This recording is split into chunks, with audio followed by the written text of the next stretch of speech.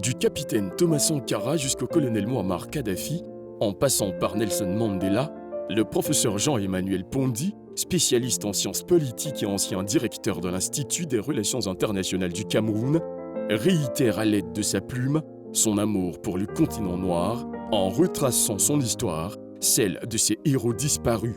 Nelson Mandela, un exemple pour l'humanité, vie et mort de Muammar al-Kadhafi, quelle leçon pour l'Afrique, Thomas Sankara et l'émergence de l'Afrique au XXIe siècle, trois titres pleins de signification et interpellateurs d'une Afrique qui a longtemps été l'objet d'une forte désinformation.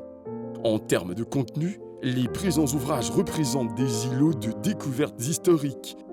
La première réflexion s'attelle à apporter quelques éclairages à des questions cruciales concernant Nelson Mandela, une personnalité dont on ne cessera de rappeler qu'elle est hors du commun et qui a vécu dans un continent paradoxalement plus connu sous la dimension conflictogène. Le second, Vie et mort de Muammar al-Kadhafi, quelle leçon pour l'Afrique, a pour objectif d'aider les décideurs et les populations d'Afrique et du monde à acquérir une perception différente de la crise libyenne en rendant modestement compte de l'impact de la vie et de la mort de Muammar al-Kadhafi sur l'intégration et l'unité africaine. Le troisième ouvrage est une réflexion sur l'itinéraire, la portée et l'impact de l'œuvre titanesque de Thomas Sankara sur l'évolution du Burkina Faso et de l'Afrique au XXIe siècle, avec à la clé des leçons importantes pour l'avenir du continent. La préface de Mariam Sankara, veuve du capitaine Thomas Sankara, est preuve de l'assentiment de cette dernière à cette action hautement pédagogique engagée par le professeur Jean-Emmanuel Pondy.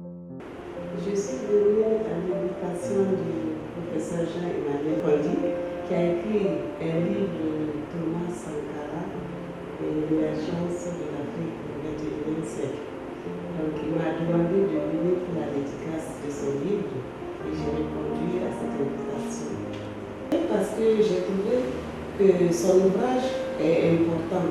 C'est un document, un livre qui sera facile à lire, qui permettra à la jeunesse, parce que partout aujourd'hui on entend les discours de Thomas Sankara, on entend parler du sankarisme, et lui il a bien restitué dans son livre ses idées, et donc je trouvais que voilà, c'était une bonne chose aussi d'apporter, de le soutenir, de contribuer à l'important la dépasse tout le monde. C'est-à-dire que ce qu'ils faisaient, les actions qu'ils voulaient que soient menées, ils étaient convaincus parce que c'était réfléchi. Or, ils savaient que c'était ce qu'il fallait pour l'Afrique. Bon, malheureusement, il devait être en avance sur son temps. Beaucoup de gens ne comprenaient pas.